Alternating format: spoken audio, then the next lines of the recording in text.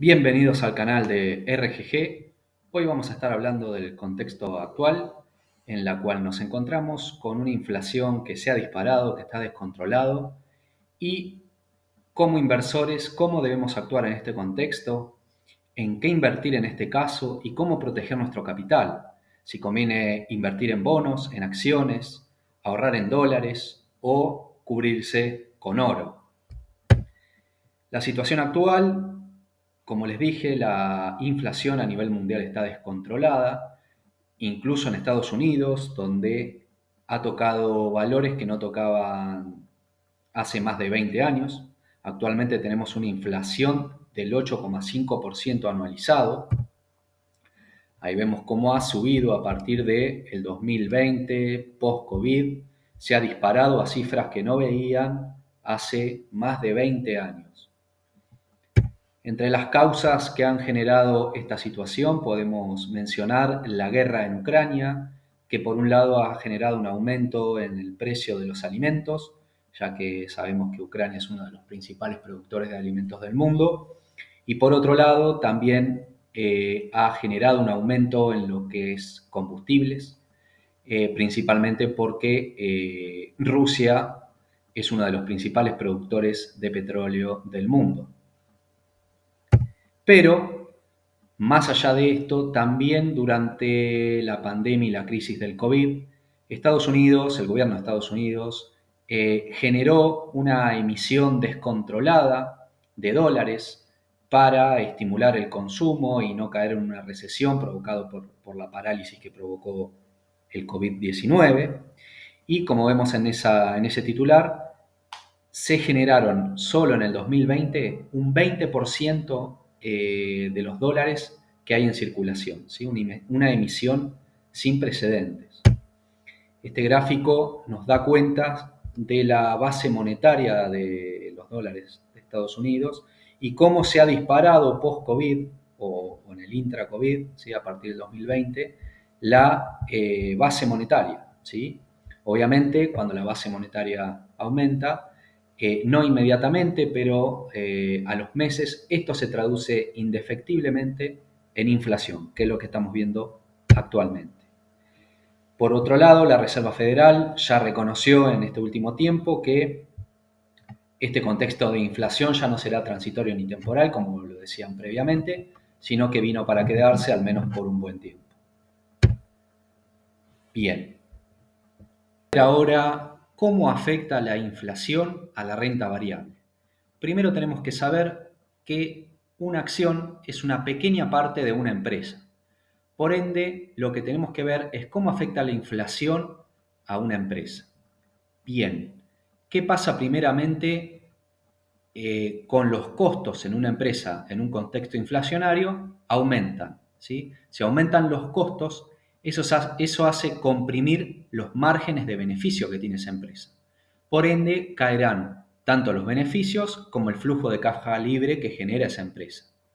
Esto siempre hablando en el corto plazo, cómo impacta en el corto plazo. Además, las ventas pueden verse afectadas, esto varía según el tipo de empresa y qué es lo que produzca, por la caída del consumo, ¿sí? La inflación come el poder adquisitivo del consumidor y esto hace caer las ventas, ¿sí? Por ende, caen las ventas, aumentan los costos y caen los beneficios y los flujos de caja libre. Esto genera en el inversor incertidumbre respecto al futuro de esa empresa. Nos hace especular, nos hace pensar que habrá una disminución en la rentabilidad de esa empresa y por ende el inversor tiende a dudar de invertir su capital en renta variable.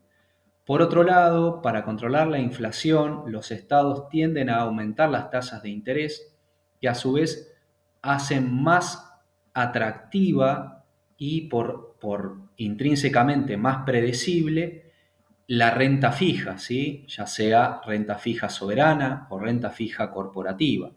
Por ende, mucha liquidez del mercado o mucha inversión del mercado rota desde la renta variable a refugiarse hacia la renta fija. Bien, Por otro lado, entonces, dicho esto y dicho cómo estamos en el contexto actual, ¿en dónde conviene invertir? ¿Dónde ponemos nuestro dinero en un contexto inflacionario?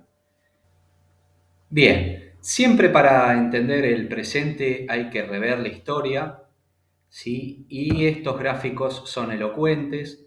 En Estados Unidos y en el Reino Unido, previo a que abandonaran el patrón oro, el dólar era un refugio, ¿sí? Porque seguía obviamente los valores del oro. Una vez que se pierde o se abandona el patrón oro, tanto en Estados Unidos como en el Reino Unido, luego del crash del 30, vemos que la inflación, debido a los efectos de la emisión, ha sido una constante, ¿sí? Más allá de que hay épocas en donde ha sido mayores que otras, sí es una constante la inflación a través del tiempo y eso va a generar efectos deleterios sobre los distintos activos. Este gráfico es excelente, nos muestra los rendimientos promedio anualizados de los distintos activos, descontando los efectos deleterios de la inflación, ¿sí? Estos son rendimientos reales.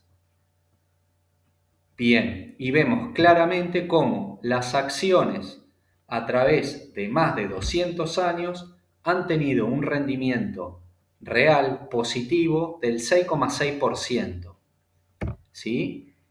Y ha sido lo que más rendimiento ha tenido, a comparación de la renta fija, que bueno, son bonos y las letras, que han tenido un rendimiento mucho menor, casi un 50% menos, mientras que el oro puede ser nombrado como un refugio, pero no tiene prácticamente un rendimiento a través de los años. Y lo peor que podemos hacer es ahorrar y dejar los dólares en el colchón, ya que el rendimiento de los dólares a través del tiempo, por los efectos deleterios de la inflación, debido a la emisión, generan que se pierda el poder adquisitivo de estos dólares a través del tiempo. Principalmente a partir del abandono del patrón oro. Fíjense acá alrededor de 1930 cómo empieza a perder el valor el dólar estadounidense. Y un dólar de 1920 corresponde a 5 centavos de dólar de hoy, ¿sí? Ese es el poder de compra que ha perdido, ¿sí? Por ende, lo peor que podemos hacer es ahorrar sin invertir.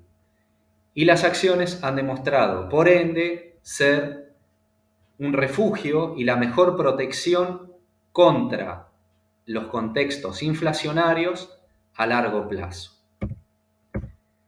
Bien, esta es la gran diferencia, ¿sí? El patrón tiempo, comparando lo que es el cortoplacismo con el largo plazo. Y vemos que en el corto plazo, ¿sí? En periodo de permanencia de un año, todos los activos pierden, ¿sí? Tanto las acciones, los bonos y las letras, ¿sí? Renta variable y renta fija. Todos se ven afectados.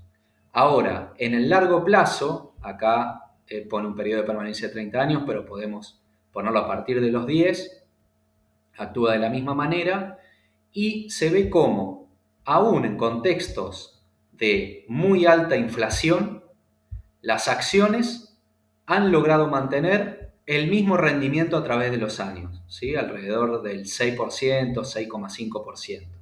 Esto estamos hablando de rendimiento real, ¿sí? Descontando los efectos de la inflación.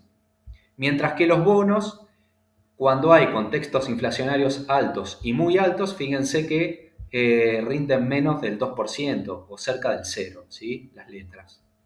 Por ende, estos gráficos que estamos viendo nos demuestran que el único activo que nos protege de contextos inflacionarios altos o muy altos a largo plazo son las acciones, mientras que en el corto plazo todos los activos, tanto la renta fija como la renta variable, se va a ver afectada de manera deletérea. ¿Y por qué las acciones nos protegen contra los eventos inflacionarios a largo plazo? Bien, ya vimos lo que pasa con las empresas, por ende con las acciones, a corto plazo, cómo los aumentos de las materias primas, de los salarios, afectan en el corto plazo a los costos, aumentando los costos y disminuyendo los beneficios de la empresa. Ahora, en el largo plazo, las empresas trasladan estos costos a precios, ¿sí? Por ende, vuelven a corregir los márgenes, aumentan las ventas, no tanto por el volumen, sino porque aumentan los precios de sus productos. Eso hace que los márgenes vuelvan a ser los que eran previos a ese golpe inflacionario y los beneficios y el flujo de caja libre vuelva a la normalidad, ¿sí? Este es simple, pero es la explicación más certera de por qué las acciones a largo plazo nos cubren contra la inflación. Simplemente porque son empresas. Por ende, son la parte dinámica de la economía y se adapta a los distintos procesos inflacionarios. Bien, y puntualmente, ¿qué empresas son las que pueden adaptarse mejor a los procesos inflacionarios? Son aquellas que tienen ventaja competitiva, o lo que se conoce en inglés como moat, que es el foso. El foso que lo protege de la competencia, ¿sí? Esto genera que estas empresas puedan ajustar sus precios acordes a la inflación sin perder ventas, ¿sí? ¿A qué me refiero esto?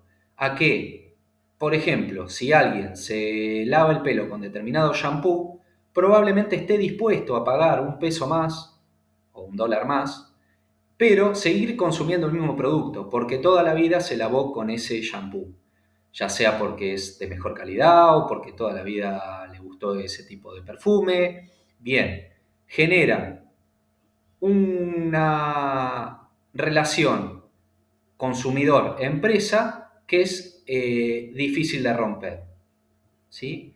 Y dentro de este tipo de empresas con ventaja competitiva, ¿cuáles van a ser las menos afectadas en procesos inflacionarios? Bueno, las empresas defensivas. ¿Qué son las empresas defensivas? Son aquellas que principalmente se dedican a alimentos, a consumo personal, a consumo del hogar, ¿sí? al aseo del hogar, o las farmacéuticas.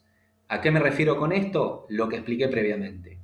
Una persona ante un evento inflacionario y pérdida de poder adquisitivo puede disminuir su consumo, puede viajar menos, puede cambiar menos el auto, puede hacer recreación, disminuir sus eventos recreativos, ir menos al cine, salir menos a comer, pero lo último que va a dejar de consumir o donde va a tratar de no caer en la pérdida del consumo es en el aseo personal, en el consumo del hogar y en la alimentación. Y obviamente en la salud.